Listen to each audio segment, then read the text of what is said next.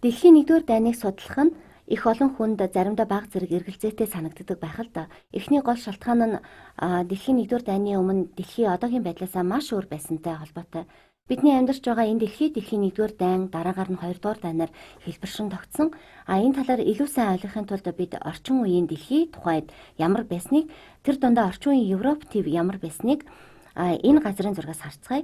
Гэхдээ энэ газрын зурагтаа нэг сонирхолтой зүйл харагдаж байгаа нь бидний харж дадсан улс орны зөвхөн хөлийг харуулж байгаа. Уламжлалт газрын зургаас ялгаатай нь улсын хөлийг энэ зурганд заахтаа энэ нарийнхан саарал зураасаар Францын хэл хаан дуусч байгааг, мөн хаанаас Швейцар, Герман, аль эсвэл Италийн хэл эхэлж байгааг харуулж байгаа.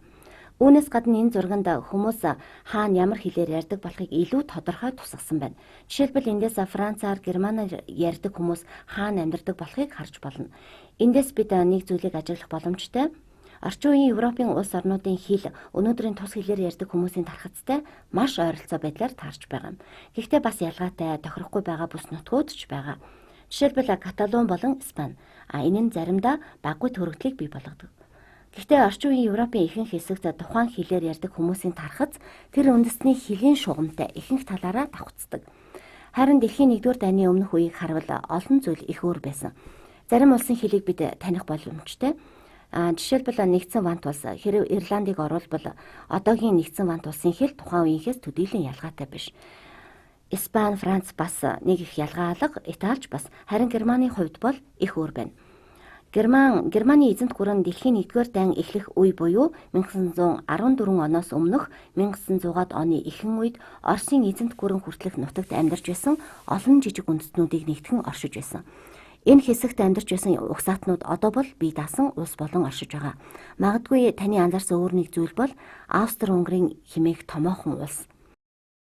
Ихэнхдээ Австри-Унгарын хаант улс хэмээн нэрлэгддэг энэ улсыг ихэнх хүмүүс нэрэнд нь Австри болон Унгар гэсэн танил нэр орсон болохоор энэ талаар мэдх юм байна гэж боддог.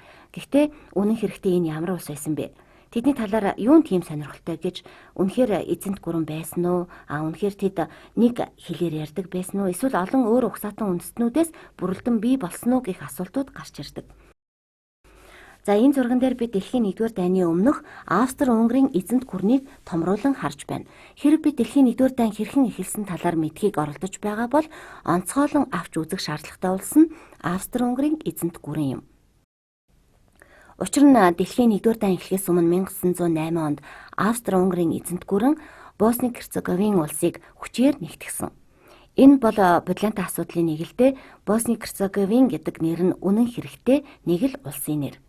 Харин Австри-Унгарын эзэнт гүрний хувьд эзлэн түрэмгийлсэн бүс нутгийн нэг хэсэг нь. Тэгэхээр бид хэлзүүн газрын зургийг харах юм бол сонирхолтой зүйл ажиглагдах болно. Энд заагдаж байгаа бүс нутгийн Серб, Хорват болон Босни бүгд ойролцоо хэлээр ярьдаг улсууд. Тэд хэлзүүн хувьд ч угсаатны хувьд ч хоорондоо холбоотой. Эдгээр улсуудыг нэгтгэх хүсэл эрмэлзэл нь дэлхийн 1-р дайнд хүргэх шалтгаануудын нэг болдоггүй юм гэхэд ямар ч байсан нэг зучлал нь болж өгсөн. Заримдаа энийг дэлхийн 1-р дайны дайртай торх гэж нэрлэх нь ч бий. Мөн тухайн үеийнхээс өөрчлөгдсөн өнөөгийн улс үндэстэн магадгүй эзэнт гүрэн бол Отоманы буюу Туркийн эзэнт улс юм. Орчин үеийн газрын зурагт бид Анатолийн хойг дээр орших Турк улсыг харж болно. Энд харагдаж байгаа улс бол бидний мэдэх одоогийн Турк улс. 1914 онд буюу дайны өмнө Отоманы эзэнт гүрний зарим хэсгээс үлдэж хоцрон Турк улс болсон байна. Энд бид одоогийн Туркийн нутаг дэвсгэрт байсан Отоманы эзэнт гүрний газар нутгийг харж болно. Энэ нь өнөөгийн Туркийн газар нутгийн ихэнх хэсгээс гадна орчин үеийн бидний мэдих Сирь, Ирак, Ливан, Израиль зэрэг ойрхон дорнодын ихэнх газрыг мөн Саудын Арабын зарим хэсгийг мөхөж байгаа Отоманы эзэнт гүрэн эзэлж байсан юм. Отоманы эзэнт гүрэн оргил үедээ исламын ертөнцийн ихэнх хэсэг Хойд Африкийн бүс нутаг, энд харагдаж байгаа Персийн баг хаан хэсэг, Балканы хойгийн зарим хэсэг, мөн зүүн өмнөд Европ, Грекийн газар нутгийг багтааж байсан үеч бий. Мэдээж хэрэг энэ бүхэн нь одоогоос 100 жилийн өмнө явагдсан үзэгдэл. Харин дэлхийн 2 дугаар дайн эхлэхэд бидний амьдарч байгаа дэлхий дээрх улс орны хил хязгаар заавал хилцүүн болон угсаатны хилтэй давцах шаардлагагүй болсон. Энд яригдж байгаа эзэнт гүрнүүд 1800-аад оны сүүл үед оршиж байсан бөгөөд дээр дурдсан Австри-Унгарын эзэнт гүрэн эсвэл ойрхон орнодод орших Отtomаны эзэнт гүрэн нь зөвхөн Европ тивд оршиж байгаагүй. Бид эзэнт гүрнүүдийн газрын зургийг харж байна. Таны харж байгаа шиг хамгийн том ноёлогч эзэнт гүрэн бол Британий эзэнт гүрэн.